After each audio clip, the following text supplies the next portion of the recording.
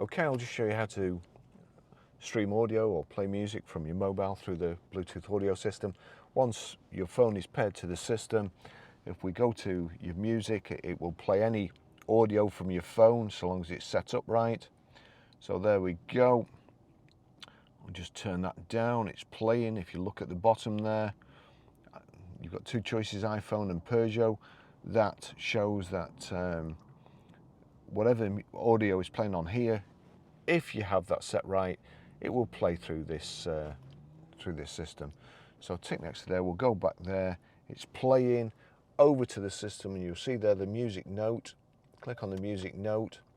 That's showing the radio at the moment, but and it's also showing their source, DAB radio. It's a bit confusing. When you first look at it, you don't really know what to do, but if you click there on the source, it then gives you the options to change it to FM radio, AM radio, or Bluetooth, which is what we want. That's it. That's what's going to be playing now. If I turn this up and then turn it up here. So that's how you stream audio.